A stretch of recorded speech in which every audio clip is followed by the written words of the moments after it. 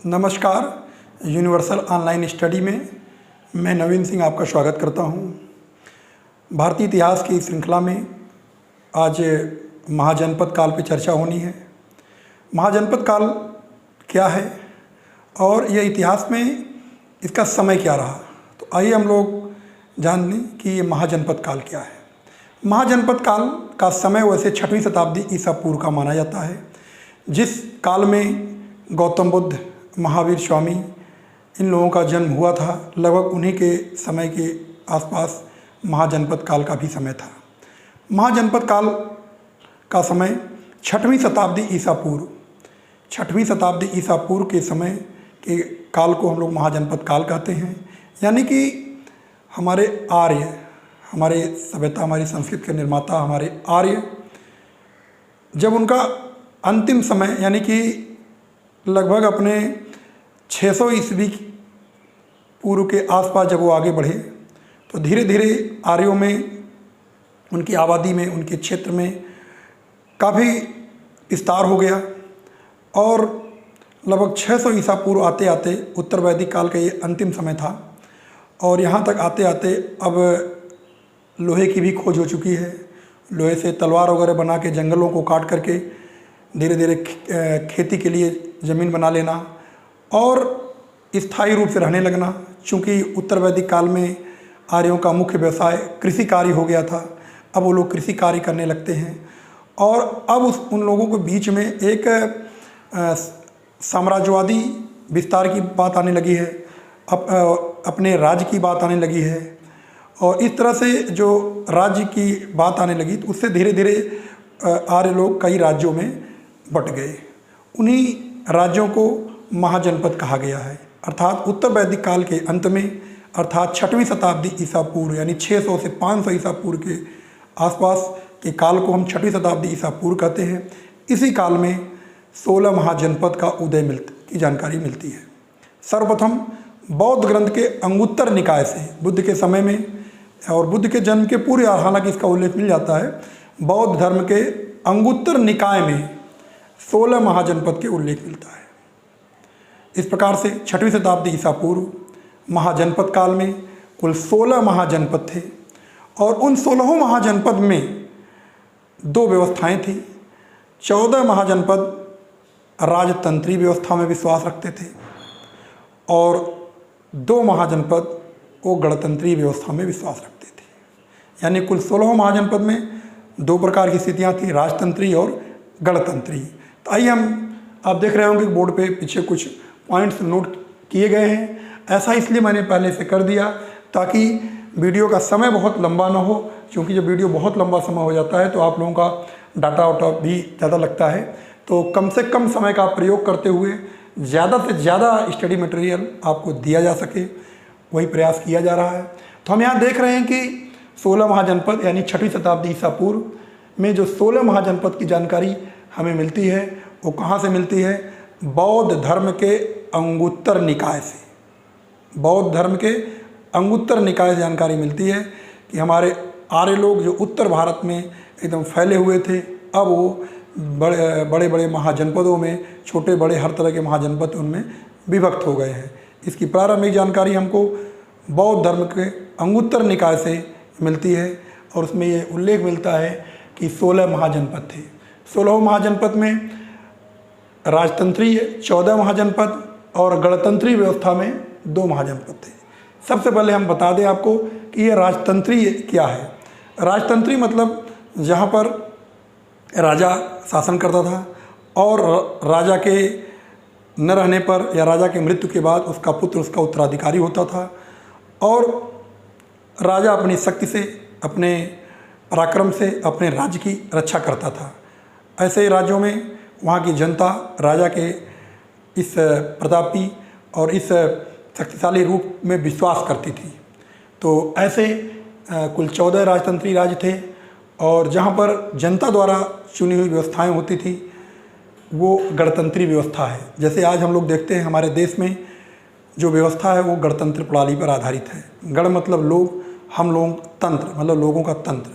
तो जैसे आज की व्यवस्था गणतंत्री व्यवस्था है और उस समय इस व्यवस्था में केवल 2 थे। तो अब हम चर्चा कर लेते हैं राजतंत्रीय व्यवस्था में 14। तो 14 ये महाजनपद का उल्लेख मिलता है, जिसमें अंग की राजधानी चंपा, वत्स की राजधानी कौशाम्बी, काशी की राजधानी वाराणसी, सूरसेन की राजधानी मथुरा, मत्स्य की राजधानी विराटनगर, कुर्द की राजधानी इंद्रप्रस्थ, कौशल यानी कौशल की राजधानी श्रावस्ती, आवलिक अयोध्या। इसकी हम अभी चर्चा करेंगे कि कब श्रावस्ती और क्यों अयोध्या, क्या स्थिति थी, ये बिल्कुल क्लियर करेंगे आपका। पांचाल हम जानते हैं, पांचाल 2 हिस्सों में बटा था, उत्तरी पांचाल और दक्षिणी पांचाल। उत्तरी पांचाल की राजधानी अहिछत्र, दक्षिणी पांचाल की राजधानी काम्पिल्य। अभी हम डिटेल में इनकी चर्चा करेंगे। उसके बाद चेद की राजधानी शक्तिमती, अवंती भी 2 हिस्सों में बटा हुआ था, उत्तरी अवंती और दक्षिणी अवंती। उत्तरी अवंती की राजधानी उज्जैनी और दक्षिणी अवंती की राजधानी महिष्मती।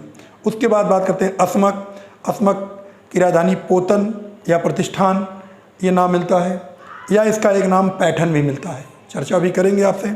उसके बाद गंधार की राजधानी तक्षशिला। उसके बाद कंबोज की राजधानी हाटक, और अंत में 14वां मगध की राजधानी राजगृह कुछ दिन था, उसके बाद पाटलिपुत्र। इनमें जो महत्वपूर्ण प्रश्न बनते हैं महाजनपदों से, उसकी हम अभी डिटेल चर्चा करेंगे, क्योंकि केवल महाजनपद उनकी राजधानी याद कर लेना ही टॉपिक कंप्लीट नहीं होगा। इन 14 महाजनपद और उधर 2 गणतंत्री महाजनपदों से जो महत्वपूर्ण प्रश्न बनते हैं, अभी हम उसकी चर्चा हम आपसे करेंगे। अब हम बात करते हैं आपसे कि जो 14 थे राजतंत्री, यानी 16 महाजनपदों में 14 राजतंत्री और 2 गणतंत्री थे। गणतंत्री हमने लिखा 2, दोनों में एक था वज्र संघ और दूसरा था मल्ल। ध्यान रखिएगा, गणतंत्री 2 लिखा है यहाँ पे, 2 में एक है वज्र संघ और एक है मल्ल। यहाँ पे हम डाल दें, थोड़ा आप कन्फ्यूज होंगे। यहाँ पे नंबर 1 वज्र संघ और नंबर 2 क्या है, मल्ल। अब आप ध्यान दीजिए कि वज्र संघ के आगे 8 लिखा है। देखिए लिखा है वज्र संघ, यानी कि वज्जियों का एक संघ था, ये क्षत्रियों का एक 8 छोटे छोटे गणतंत्री राज्यों का अपना एक संगठन था। वो आपस में मिल करके एक संगठन बनाए थे। देख सकते हैं आप, ये 8 गणतंत्रों का एक संगठन वज्र संघ कहलाता था। और 2 पावा और कुशीनारा के मल्लों का संगठन था, ये पामल्ल के नाम से थे। तो एक हो गया आपका वज्र संघ, दूसरा हो गया आपका मल्ल। अब मल्लों में मल्ल 2 थे, एक पावा के मल्ल और कुशीनारा के मल्ल। इस प्रकार से हम कह सकते हैं कुल जो है 8 गणराज्य थे। अर्थात अगर हम बात करें केवल गणराज्यों की, तो कुल जो है 10 गणराज्य थे, 8 वज्र संघ के और 2 मल्ल के। इस प्रकार से, लेकिन गणतंत्री जब व्यवस्था का करते हैं 16 महाजनपदों में, तो 2 ही आते हैं। लेकिन इनका अगर आपस में इनके संघों की बात करते हैं, तो वज्र संघ 8 हिस्सों में था और मल्ल 2 हिस्सों में था। तो 8 और ये 2 तो गणराज्य हो जाएंगे 10। लेकिन हम महाजनपद जब बात करेंगे तो केवल 2 ही आएंगे, 2 गणतंत्री राज्य। इसको क्लियर कर लेना, क्योंकि ये कन्फ्यूजन हमेशा आप लोगों को बना होता है कि 16 महाजनपद हो गए तो 10 गणराज्य कहाँ से आ गए। जो 10 गणराज्य थे वो 2 महाजनपदों में विभक्त थे। 2 महाजनपद यानी एक वज्र संघ और एक मल्ल। हालांकि ये दोनों गणतंत्री व्यवस्था पर थे। वज्र संघ 8 छोटे छोटे गणराज्यों का संगठन था। देख लीजिए, कपिलवस्तु के शाक्य, वो छोटा सा एक राज्य था। समझ सकते हैं यहाँ पर गौतम बुद्ध का जन्म हुआ था। सुमसुमार गिर के मग, अल्लकप के भूली, रामग्राम के कोली, पिप्पल वन के मोरी। इसी मोरी राज्य से चंद्रगुप्त मौर्य, आगे पढ़ेंगे जब हम आगे चर्चा करेंगे मौर्य साम्राज्य की, तो वहाँ बताएंगे मोरी राज से चंद्रगुप्त मौर्य थे। उसके बाद आते हैं वैशाली के लिच्छवी, ये वर्तमान बिहार में पड़ता है, वैशाली के लिच्छवी। इन 8 जो संघ था, इन 8 में सबसे शक्तिशाली संघ लिच्छवियों का था। उसके बाद मिथिला के विदेह और केशपुत्र के कालाम। अब हम बात करेंगे इन्हीं 16 जो महाजनपदों में महत्वपूर्ण जो प्रश्न बनते हैं। हर महाजनपद से कुछ न कुछ ऐसे महत्वपूर्ण प्रश्न बनते हैं जो परीक्षाओं में पूछे जाते हैं।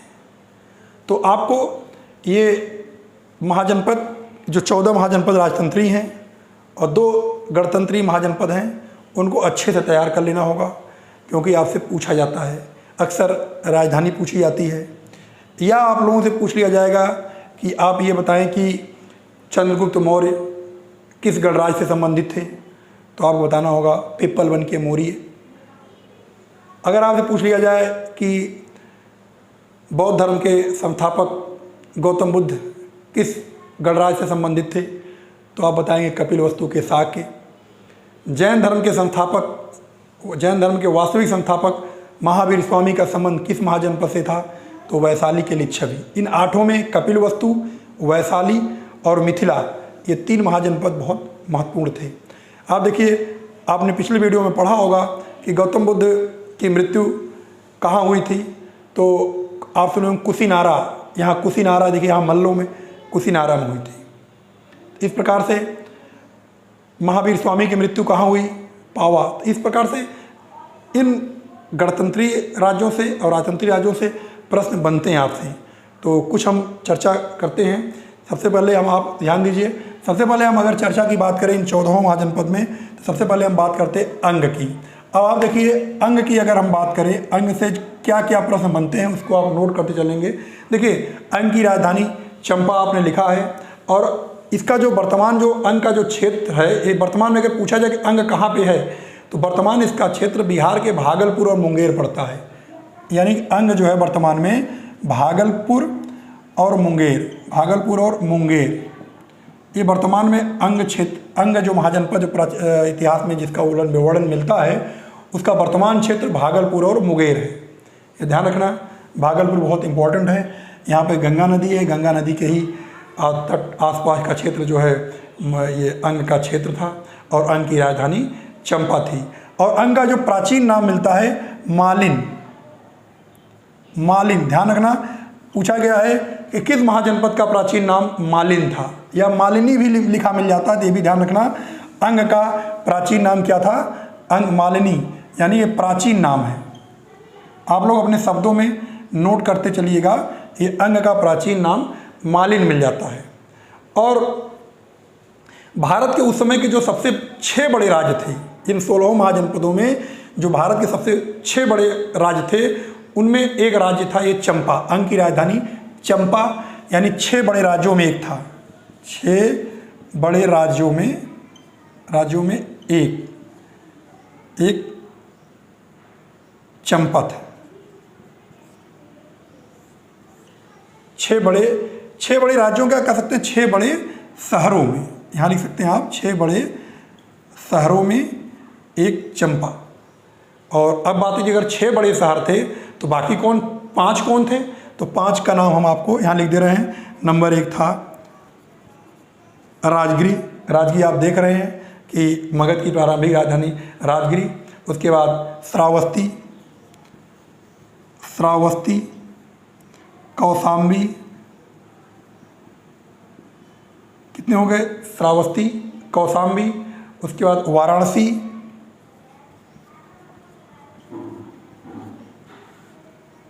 और एक आप जानते हैं कि साकेत। ये उस समय के 5 बड़े शहर थे, 6वां बड़ा शहर था चंपा। इस प्रकार से ये शहर था। और आगे चल करके अंग महाजनपद का विलय मगध में, ये जो अभी आप आगे जब इतिहास पढ़ेंगे मगध, तो मगध में इसका विलय कर लिया गया था।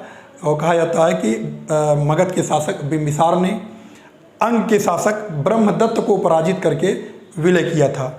और कह सकते अंतिम शासक अगर बात आती है, अंतिम शासक बहुत बार पूछा गया, ध्यान रखना, अंतिम शासक कौन थे, ब्रह्मदत्त। ये अंग के अंतिम शासक थे, बहुत इंपॉर्टेंट प्रश्न है। मगध के शासक बिंबिसार ने इन्हीं ब्रह्मदत्त को पराजित करके अंग महाजनपद का मगध में विलय कर लिया था। तो इतने प्रश्न आपसे बने अंग से। अब उसके बाद चर्चा हम लोग कर लेते हैं। अंग के बाद नंबर आता है वत्स का। वत्स से जो क्या महत्वपूर्ण क्वेश्चन बनते हैं, देखिए जितनी चर्चा करेंगे, जितना सुनेंगे, उतनी ज़्यादा बातें आपके दिमाग में बैठेंगी। तो वत्स का जैसे आप जानते हैं, वत्स की अगर हम बात करें थोड़ी, तो आप नोट कर लीजिए। वत्स की राजधानी क्या है, वत्स की लिखा कौशाम्बी वत्स की राजधानी है, जो वर्तमान में प्रयाग है, मिर्ज़ापुर है, बांदा है। यानी कि प्रयाग, मिर्ज़ापुर और बांदा समझ, बांदा जिला, ये तीनों जिले मिल करके उस समय थे वत्स। अब उनका जब विभाजन हुआ तो 3 जिला यानी प्रयाग जो समझ रहे हैं, जिसका पूर्व नाम इलाहाबाद रहा कुछ दिन, लेकिन अब प्रयाग है, मिर्ज़ापुर और बांदा, ये वश का क्षेत्र कहलाता है। अगर मैप पे अगर हम देखें कि पहले वश कहाँ था, तो वर्तमान में प्रयाग, मिर्ज़ापुर और बांदा जिले के क्षेत्र को अगर आप जोड़ के देखेंगे तो लगभग आपको वश का आकार दिखेगा। वश के जो प्रसिद्ध शासक थे उदयन, बहुत फेमस है, वश के प्रसिद्ध शासक उदयन। उदयन ध्यान रखना, एक उदयन आपको नाम आगे चलकर इतिहास में मगध में मिलेगा, लेकिन ये मगध वाले उदयन नहीं है, ये वश के उदयन हैं। और इनके उदयन की बात आती है, उदयन ये बुद्ध के मित्र भी थे, बुद्ध के मित्र। बहुत इंपॉर्टेंट क्वेश्चन कि किस महाजनपद के एक राजा जो कि बुद्ध के मित्र भी थे ऑप्शन आता है, तो उसमें उदयन नाम मिलेगा। आप ये उदयन मत समझिएगा मगध के उदयन, ये वश के एक प्रसिद्ध राजा उदयन थे। और इनकी एक विशेषता और थी, इन्हीं की बात कर उदयन की, ये बुद्ध के मित्र थे। और नंबर 2, ये वीणा बजाते थे, वीणा बजाते थे, समझ गए, वीणा बजाते थे। इनको वीणा बजाने का बहुत बड़ा हुनर था। और इसी वीणा बजाने को लेकर के एक राज अवंती से इनका विरोध भी हुआ, और अवंती से इनका प्रारंभ में झड़प हुआ। कहा जाता है कि इनके इस बीड़ा बजाने के गुण को अवंती नरेश प्रद्योत सीखना चाहता था। यानी कि वश के राजा उदयन जो कि बहुत अच्छा बीड़ा बजाते थे, इनके इस बीड़ा बजाने के गुण को अवंती नरेश प्रद्योत सीखना चाहता था, लेकिन वो उदयन को अपना शिष्य नहीं मतलब उदयन को अपना गुरु नहीं मानना चाहता था। सीखना भी चाहता था और गुरु भी नहीं मानना चाहता था।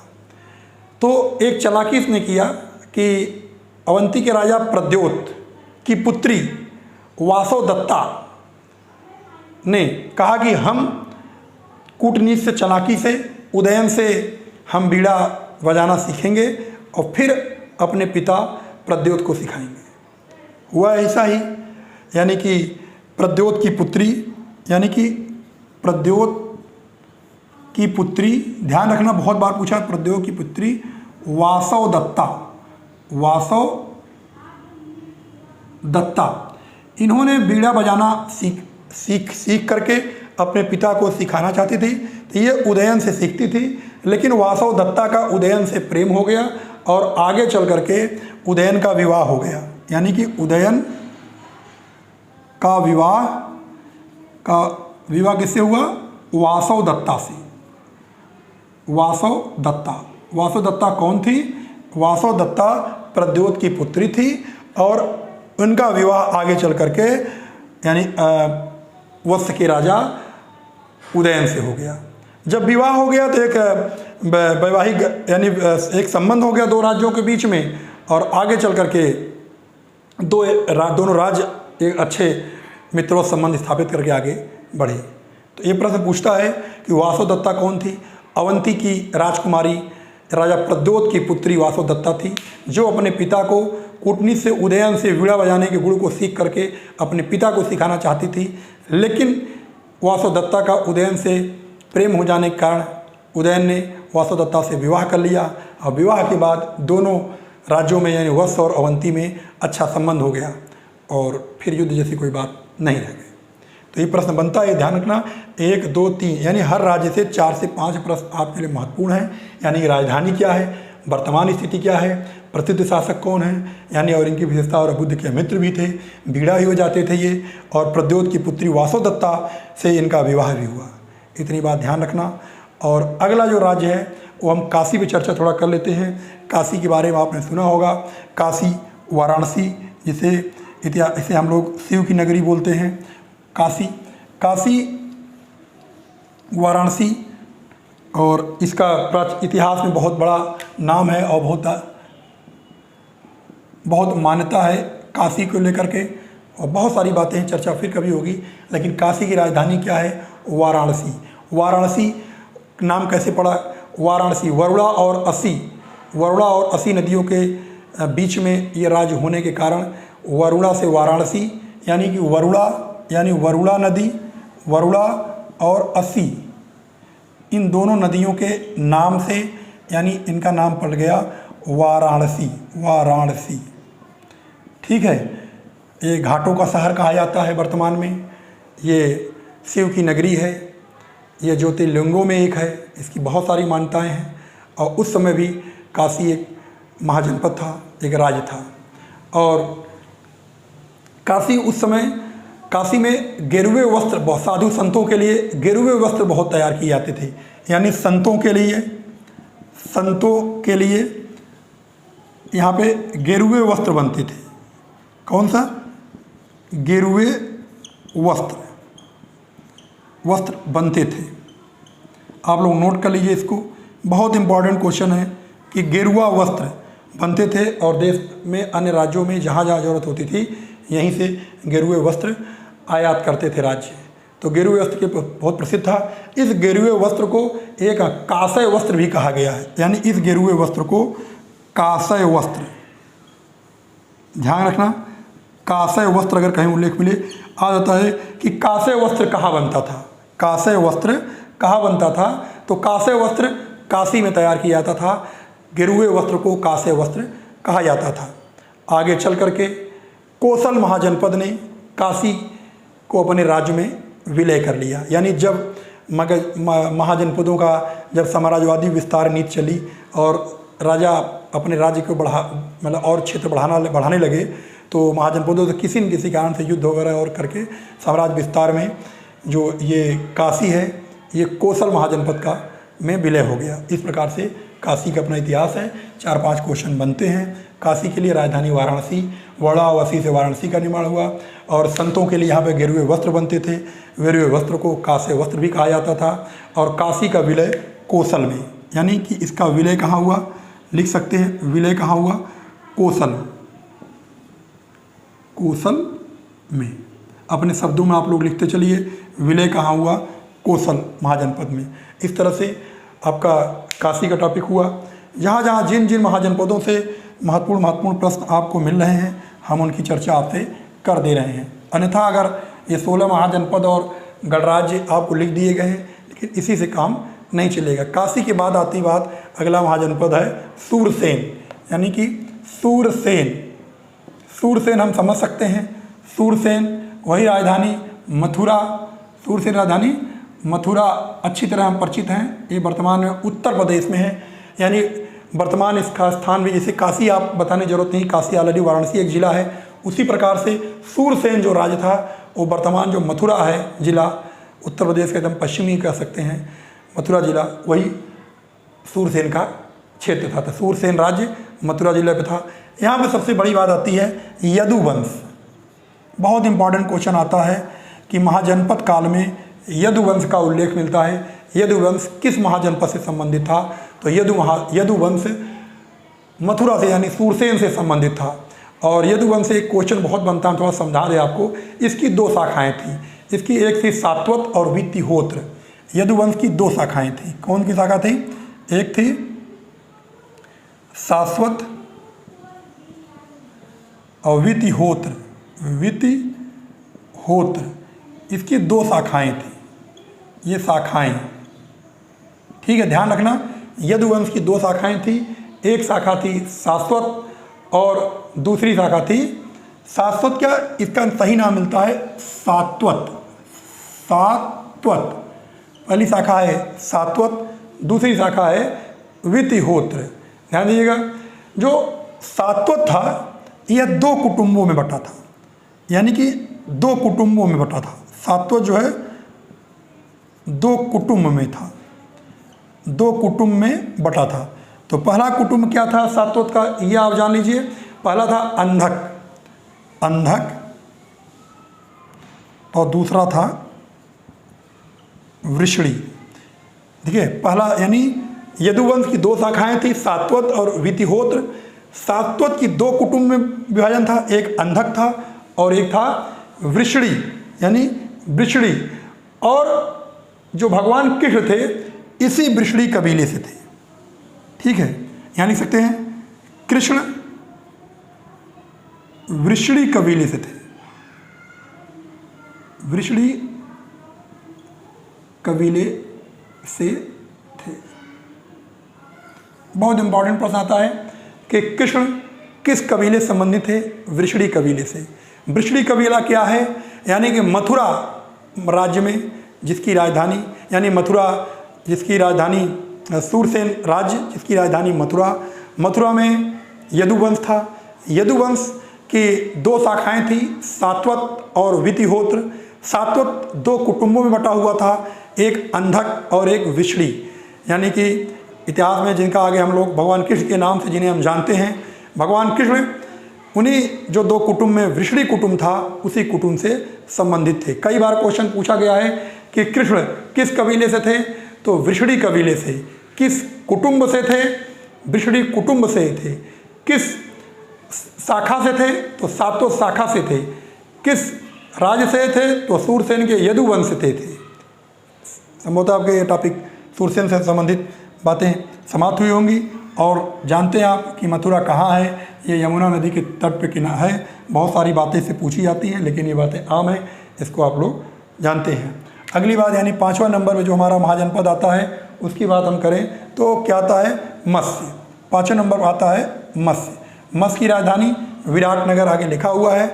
मत्स्य से भी कुछ महत्वपूर्ण प्रश्न बनते हैं। वर्तमान जो मत्स्य का जो क्षेत्र है वो भरतपुर, जयपुर, अलवर, यानी वर्तमान क्षेत्र की बात अगर आती है, वर्तमान में भरतपुर, जयपुर और अलवर, ये तीनों वर्तमान में राजस्थान में हैं। ये तीनों जो राज्य हैं ये वर्तमान में मत्स्य है। ठीक है, राजधानी आगे लिखा ही है। मत्स्य की राजधानी क्या है? फिर लिख देते हैं विराटनगर। तो वर्तमान भरतपुर, जयपुर, अलवर आ सकता है। वर्तमान में भरतपुर, जयपुर, अलवर 16 महाजनपदों में किस महाजनपद से संबंधित है? तो आप उत्तर देंगे मत्स्य। नहीं तो दिक्कत जो है, आजकल प्रश्न बहुत गहराई से पूछे जाते हैं। अगर आप इतिहास में टीजीटी, पीजीटी या किसी भी प्रतियोगी परीक्षाओं में अगर आप जाते हैं, बैठते हैं, तो अब ये नहीं पूछता कि अंग की राजधानी चंपा है। अब आपसे अंग की राजधानी चंपा अब पूछ लेंगे कि चंपा का प्राचीन नाम क्या था, तो आपको उत्तर मालिन देना पड़ेगा, अदरवाइज आप बाहर हो जाएंगे दौर से, क्योंकि अब प्रश्न बहुत गहराई से पूछे जा रहे हैं। तो अगर आप हमारे इस वीडियो को पढ़ते हैं, लगातार सुनते हैं, तो यकीन से मैं कहता हूं कि आपको कितनी भी गहराई से क्वेश्चन पूछा जाएगा, आप हर प्रश्न का जवाब देंगे। वीडियो अच्छा लग रहा हो तो सब्सक्राइब भी कर लीजिए, जिससे हमारे भी उत्साह में वृद्धि हो। न अच्छा लग रहा हो तो कोई बात नहीं, छोड़ दीजिए। तो मत्स्य की राजधानी विराटनगर और वर्तमान जो क्षेत्र है वो भरतपुर, जयपुर और अलवर, ये मत्स्य में है। एक महत्वपूर्ण प्रश्न बनता है कि महाभारत काल में पांडवों ने अपना अज्ञातवास यहीं काटा था। पांडवों ने अज्ञातवास इसी मत्स्य राज्य में बिताया था। अज्ञातवास मत्स्य राज्य में बिताया था। बहुत इंपॉर्टेंट क्वेश्चन है, पूछा जा सकता है। बताइए कि महाभारत काल में पांडवों ने 16 महाजनपद के किस महाजनपद में या किस राज्य में अपने अज्ञात काल को बिताए थे? तो आप उत्तर देंगे मत्स्य। अगर ऑप्शन में विराटनगर भी हो तो संबंधित है, तो अगर मत्स्य न हो तो विराटनगर आप लगा सकते हैं। अगला जो महाजनपद है वो महत्वपूर्ण आपके लिए कुरु। अगला महाजनपद जो हमारा 6वें नंबर का महाजनपद है वो कुरु है। कुरु के बारे में हम आपको बता दें, कुरु की राजधानी आप जानते हैं इंद्रप्रस्थ। ये क्षेत्र जो वर्तमान पड़ता है, ये जो कुछ हरियाणा का, कुछ दिल्ली का, मेरठ, मुजफ्फरनगर, लिख देते हैं मेरठ का थोड़ा हिस्सा, मेरठ, मुजफ्फरनगर, ठीक है, बुलंदशहर, दिल्ली और हरियाणा का जो कुरुक्षेत्र है, हरियाणा का कुरुक्षेत्र जो एरिया है, थोड़ा क्षेत्र है, वो इससे जुड़ा हुआ था। और इस प्रकार से हमारा जो कुरुक्षेत्र यानी कि कुरु महाजनपद राजधानी इंद्रप्रस्थ थी। वर्तमान क्षेत्र मेरठ, मुजफ्फरनगर, बुलंदशहर, दिल्ली, हरियाणा, इन क्षेत्रों को मिला करके ये हमारा महाजनपद था। और इसके जो दो मुख्य नगर थे, पूरे इतिहास में बहुत चर्चा है, आज भी इनका नाम है। इनके जो मुख्य नगर थे, ये ध्यान रखिएगा, आज भी इनकी बात बहुत चर्चा होती है, वो थी इंद्रप्रस्थ और मथुरा। अब आप बात करेंगे कि मथुरा कहाँ से आ गया। मथुरा तो सूरसेन का था, आगे चल करके मथुरा राज्य का विलय कुरुक्षेत्र में, कुरु राज्य में कर लिया गया था। इस कारण से आगे चल करके कुरु महाजनपद का दो प्रमुख शहर बने, मथुरा और इंद्रप्रस्थ। इतनी बातें ध्यान रखना। मेरठ, मुजफ्फरनगर, बुलंदशहर, दिल्ली, हरियाणा का जो क्षेत्र है वो कुरुक्षेत्र का क्षेत्र कहलाता था। अगले हम महाजनपद बात करें तो हमारा जो 7वें नंबर का महाजनपद है वो कोसल। कोसल बहुत इंपॉर्टेंट है, इसकी चर्चा हम आपसे कर देते हैं। कोसल की देखिए राजधानी आपने श्रावस्ती और अयोध्या लिखी है, तो इसके बारे में आज क्लियर कर देते हैं आपसे। कोसल की राजधानी क्या है? श्रावस्ती आपने लिखा है, और अयोध्या भी जानते हैं क्यों है। देखिए कोसल जो महाजनपद है, ये इस महाजनपद को सरयू नदी दो भागों में बांटती है। एक सरयू नदी है, ये सरयू नदी है। सरयू नदी एक हिस्सा इधर और एक हिस्सा इधर, यानी कोसल महाजनपद को दो राज्यों में बांटने का काम सरयू नदी करती है। एक तरफ का हिस्सा उत्तर, ये उत्तरी हिस्सा हो गया, और ये हो गया दक्षिणी, अर्थात उत्तरी कोसल और दक्षिणी कोसल। इस तरह से दो हिस्सों में बट गया कोसल महाजनपद। तो कह सकते हैं कि जो उत्तरी कोसल थी उसकी राजधानी श्रावस्ती थी, यानी जो इसकी राजधानी थी ये श्रावस्ती।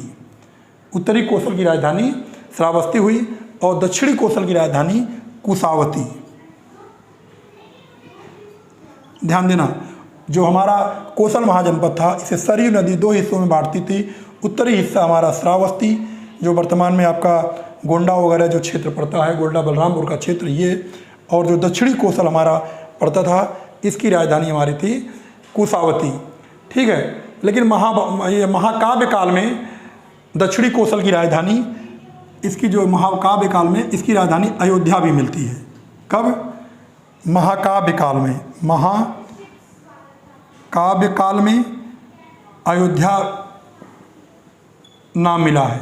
यानी हम जब भी बात करें, अगर हम बात करें महाकाव्य काल में तो महाभारत काल में अयोध्या, और बौद्ध काल में इसका नाम श्रावस्ती।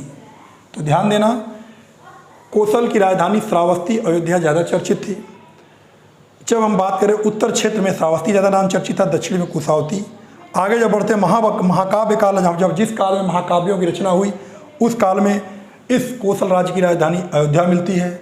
और आगे बढ़ते हैं, जब बौद्ध और जैन यानी गौतम बुद्ध का समय आता है उस काल में कोसल की राजधानी श्रावस्ती मिलती है। इस प्रकार से कोसल की राजधानी श्रावस्ती और अयोध्या हम दोनों जानते हैं, इनको आप ध्यान रखिएगा। और यहाँ से कुछ बातें और चर्चित हैं, हम आपको बता दें। आप पहले राजधानी क्लियर हो गया होगा, उसके बाद हम थोड़ा सा कोसल के बारे में हम थोड़ी चर्चा आपसे कर लेते हैं। ये जान लीजिए कि मगध के राजा बिंबिसार ने यहाँ की राजकुमारी कोसला देवी से विवाह किया था। यहाँ की यानी बिंबिसार ने, बिंबिसार ये मगध के राजा हैं, बिंबिसार ने कोसला देवी से विवाह किया था। कोसला देवी यहीं की थी, यानी कोसला देवी से विवाह। ये ध्यान रखना, ये कहाँ थे? ये वहाँ के थे, मगध के। ये मगध के बिंबिसार ने कोसला देवी से विवाह किया। ये बहुत महत्वपूर्ण प्रश्न हमारे लिए बनता है। और यहाँ के कोसल के सबसे प्रतापी राजा थे, प्रतापी राजा यहाँ के थे प्रसेनजित। अगर हम बात करें कि कोसल राज के सबसे प्रतापी राजा कौन थे, वो थे प्रसेनजित। और प्रसेनजित बुद्ध के समकालीन भी थे और लगभग बुद्ध के उम्र के बराबर के थे। यानी प्रसेनजित यहाँ के, यानी कोसल सबसे प्रतापी राजा थे प्रसेनजित। ये बुद्ध के समकालीन भी थे, बुद्ध के समकालीन। कभी कभी क्वेश्चन आता है कि बुद्ध के निम्न में से कौन बुद्ध का समकालीन राजा था, तो प्रसेनजित बुद्ध के समकालीन थे और बुद्ध के उम्र के बराबर थी। इसीलिए कभी कहा जाता है कि प्रसेनजित का भी जन्म जो हुआ था वो 563 ईसा पूर्व में ही माना जाता है। यानी दो बातें, राजा प्रसेनजीत कोसल राज्य के सबसे प्रतापी राजा थे और कोसला देवी, राजकुमारी कोसला देवी से मगध के राजा बिंबिसार का विवाह भी हुआ था। प्रसेनजीत बुद्ध के समकालीन भी थे और उम्र में बुद्ध के बराबर भी थे। और जान लीजिए, अब जब आगे हम मगध इतिहास पढ़ेंगे, मगध में जब हम पढ़ेंगे तो देखेंगे कि बिंबिसार का विवाह कोसला देवी से हुआ, तो अब कोसला देवी का जो पुत्र थे वो अजातशत्रु थे। अब अजातशत्रु ये प्रसेनजीत के भांजे थे। क्यों? क्योंकि कोसला देवी प्रसेनजीत की बहन थी और बहन का लड़का भांजा कहलाता है, अर्थात प्रसेनजीत के भांजे, प्रसेनजीत के जीत का भांजा अजातशत्रु था। समझ गया ना? वही अजातशत्रु जो मगध के एक प्रतापी राजा थे, अपने पिता बिंबिसार की हत्या करके गद्दी पर बैठे थे, अजातशत्रु थे। और इन्हीं अजातशत्रु ने कोसल राज्य को मगध राज्य में मिला लिया था। इन्हीं अजातशत्रु ने कोसल महाजनपद को मगध में मिला लिया। जाके जब हम अभी पढ़ेंगे, इसके जस्ट बाद जो हमारा अगला जो टॉपिक प्रारंभ होगा वो राजतंत्री व्यवस्था में जब हम पढ़ेंगे हर्यक वंश, तो वहाँ पे उन सब की चर्चा विधिवत होगी। और अब हमारा अगला राजवंश आता है पंचाल।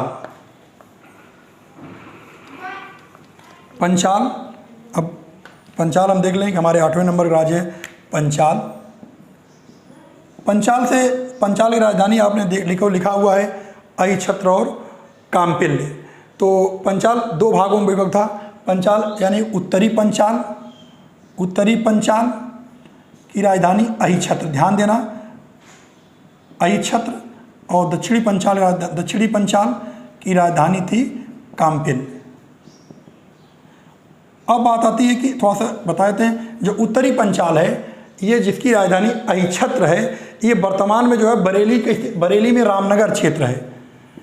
बरेली का रामनगर ये क्षेत्र है, यानी बरेली का जो रामनगर एरिया है ये अहिछत्र कहलाता था। और अगर हम दक्षिणी पंचाल की बात करें, दक्षिणी पंचाल की राजधानी थी काम्पिल्य। काम्पिल्य वर्तमान में क्या है? वर्तमान में जो फर्रुखाबाद है, फर्रुखाबाद उत्तर प्रदेश का एक ज़िला है और ये आलू उत्पादन के लिए वर्तमान में बहुत प्रसिद्ध है। कहते हैं ना कोपरी बादशाह, फर्रुखाबादी आलू या कोपरी बादशाह आलू उत्पादन के लिए बहुत प्रसिद्ध है।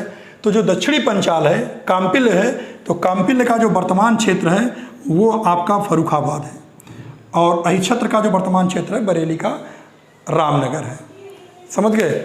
और ये चलिए सतपथ ब्राह्मण में दो महाजनपदों का भी उल्लेख मिला है, कुरु और पंचाल, यानी कि इस महाजनपद का उल्लेख सतपथ ब्राह्मण में मिलता है। सतपथ ब्राह्मण में उल्लेख, तो ध्यान देना, यानी इस महाजनपद का भी यानी उल्लेख, यानी कुरु का भी मिलता साथ साथ, लेकिन पंचाल का भी सतपथ ब्राह्मण में इस महाजनपद का उल्लेख मिलता है। कहा जाता है कि वैदिक सभ्यता, जब सतपथ ब्राह्मण में ये कहा गया है कि वैदिक सभ्यता के यानी दो प्रमुख केंद्र थे, एक था पांचाल और एक था कुरु, यानी जहाँ की राजधानी इंद्रप्रस्थ थी। अब हम बात करते हैं अगले महाजनपद की, यानी चेद। अगला महाजनपद चेद की।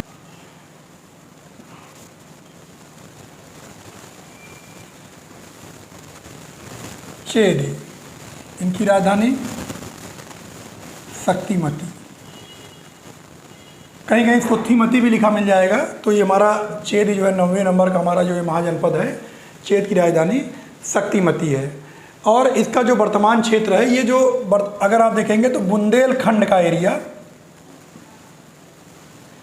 जो वर्तमान बुंदेलखंड एरिया है, ये चेदमती का ये बुंदेलखंड का कह सकते हैं, ये खंड का ये पूर्वी भाग अगर सही देखें तो ये बुंदेलखंड का जो पूर्वी हिस्सा है ये चेदी राज्य का था, छोटा राज्य था और उतना शक्तिशाली नहीं था। और जो बुंदेलखंड का पूर्वी हिस्से में यमुना नदी के दक्षिणी हिस्से में यह राज्य पड़ता था। उसके बाद हम 10वें नंबर की बात करते हैं जो आपने लिखा है ये अवंती। अब हम अवंत की थोड़ी बात कर ले। अवंती थोड़ा सा प्राचीन और प्रसिद्ध है, शक्तिशाली महाजनपद रहा अवंती। जैसा कि अवंत की बात आती है तो अवंती 2 हिस्सों में बटा था। अवंती राज की यानी उत्तरी अवंती की राजधानी थी उत्तरी अवंती की राजधानी थी उज्जैनी। आपने देखो यहाँ लिखा है ना अवंती, उज्जैनी या महिष्मती नहीं है। अवंती इतना विशाल था, 2 हिस्सों में बटा हुआ था। उत्तरी अवंती की राजधानी थी उज्जैंती और दक्षिणी अवंती की राजधानी थी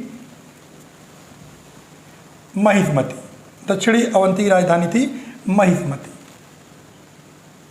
ध्यान रखिएगा, पूछ लेते हैं कि उत्तरी अवंती राजधानी, दक्षिणी अवंती राजधानी महिष्मती है। और अगर देखेंगे कि वर्तमान में ये है कहाँ, तो कह सकते हैं एमपी, मध्य प्रदेश और मालवा, ये जो भूखंड एरिया यानी मध्य प्रदेश और मालवा का जो क्षेत्र है वो अवंती का क्षेत्र है। अगर अब वर्तमान में अवंती कहाँ है, मध्य प्रदेश और मालवा। और यहाँ का एक जो बहुत प्रतापी शासक था, आप सुने होंगे चंड प्रद्योत, ये यहाँ के बहुत प्रतापी शासक थे। चंड प्रद्योत यहाँ के अत्यंत ही प्रतापी शासक थे और ये बहुत क्रोधी प्रवृत्ति के थे। ये क्रोधी थे, इसी क्रोधी प्रवृत्ति के कारण इन्हें चंड प्रद्योत कहा जाता था। इनके क्रोधी स्वभाव के कारण कहा जाता है कि एक बार ये पीलिया नामक बीमारी से ग्रसित हो गए थे। पीलिया रोग इनको हो गया था, तो इनके रोग के उपचार के लिए मगध के राजा बिंबिसार ने अपने राजवैद्य जीवक को भेजा था। ये पीलिया से बीमार हुए थे, पीलिया रोग से ग्रसित थे और बिंबिसार ने इन्हें, ये ध्यान रखना, बिंबिसार ने जीवक को भेजा था। जीवक कौन थे? बिंबिसार के राजवैद्य थे। जीवक को उपचार हेतु भेजा था,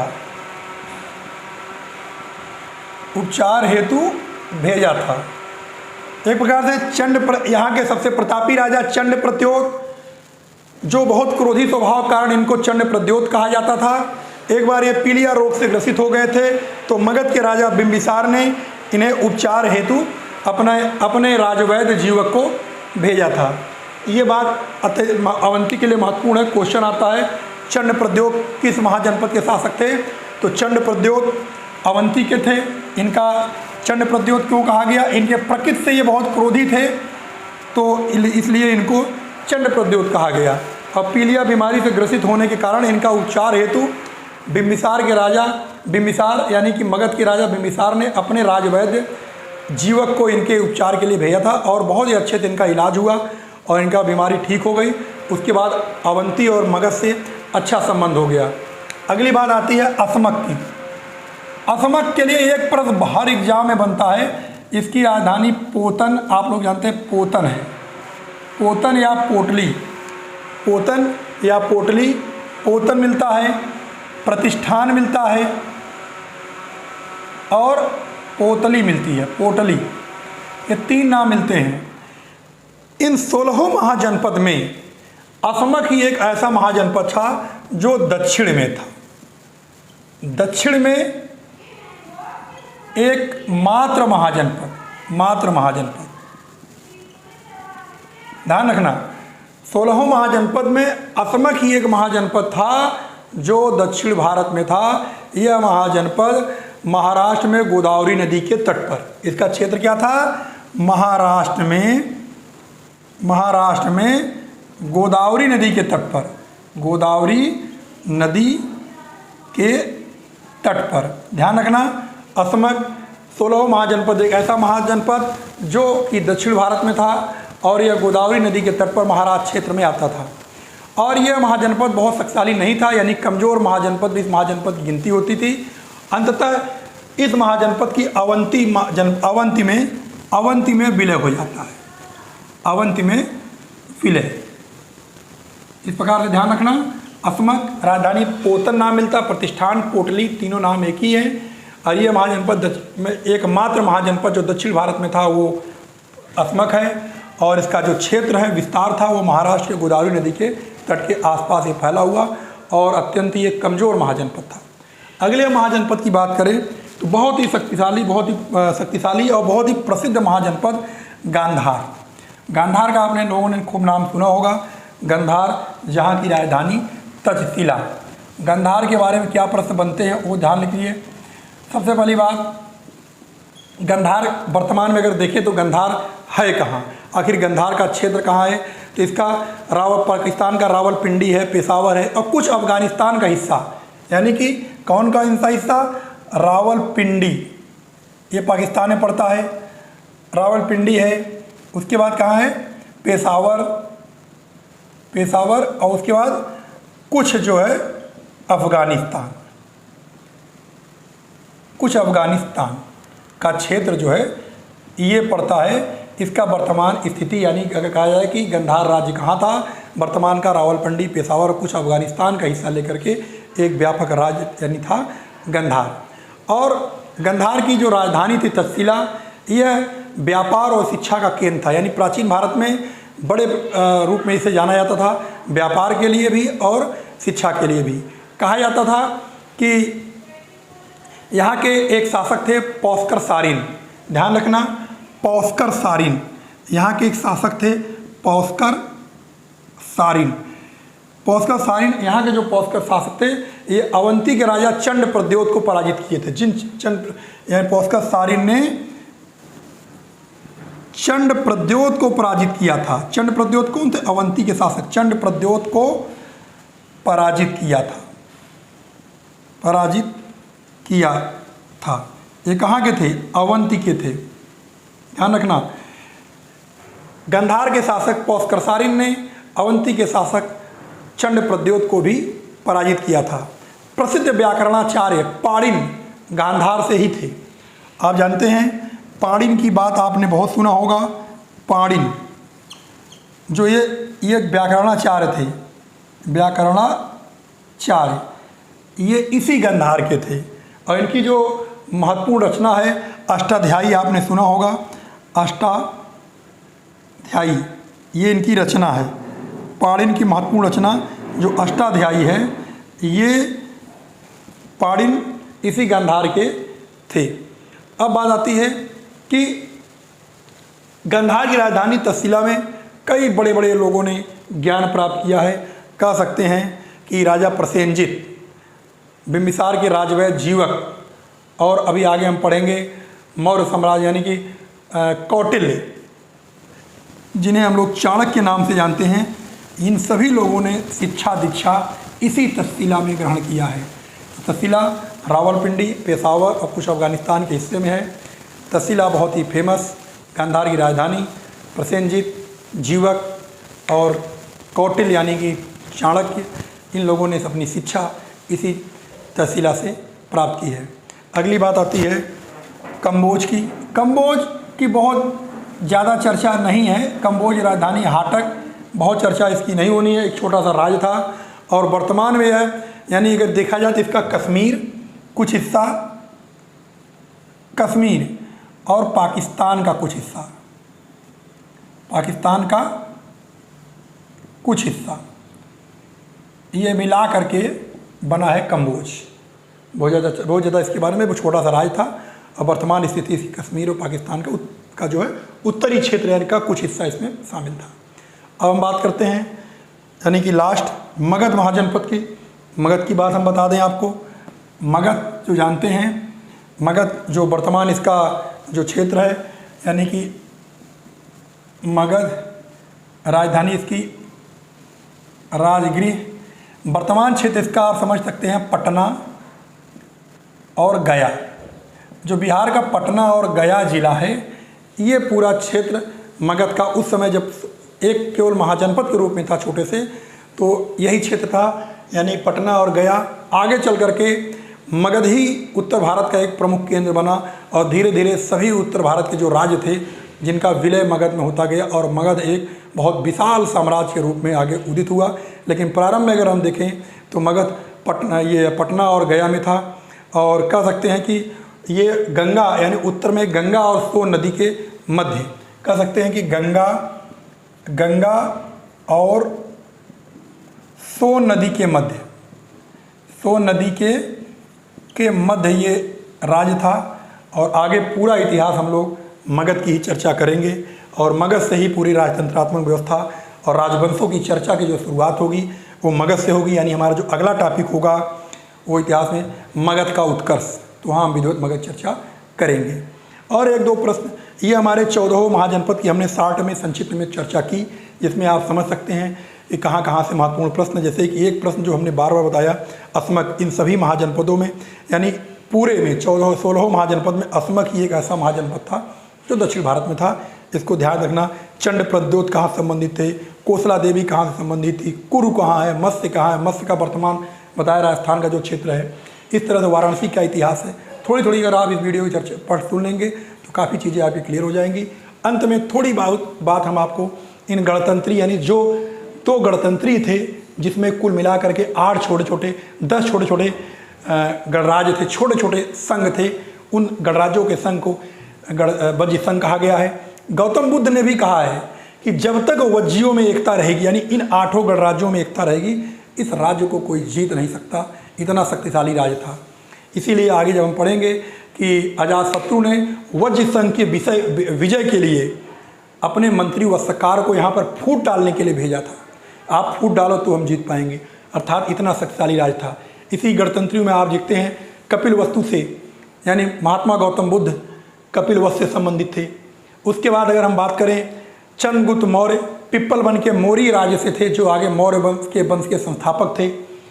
उसके बाद आती वैशाली के लिच्छवी, वैशाली राजघराने से यानी वैशाली राज्य से जैन धर्म के वास्तविक संस्थापक महावीर स्वामी थे।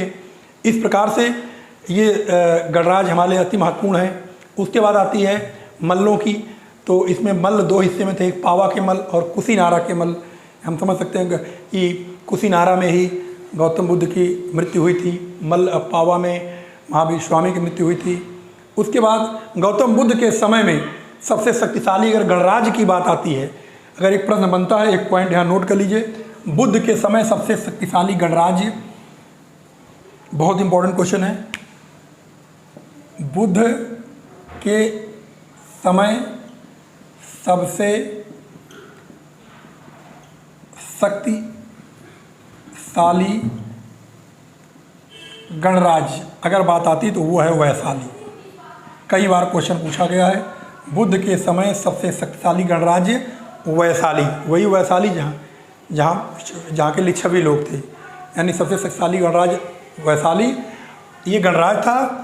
और सबसे शक्तिशाली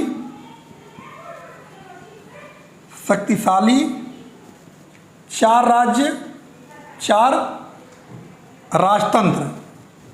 राजतंत्रीय राज्य। कई बार है, बुद्ध के समय सबसे शक्तिशाली एक गणराज्य था वैशाली और 4 गणतंत्री राज्य थे, वो जो बहुत चर्चा में रहे, कोसल, वत्स, अवंती और मगध। यानी कि कोसल, वत्स,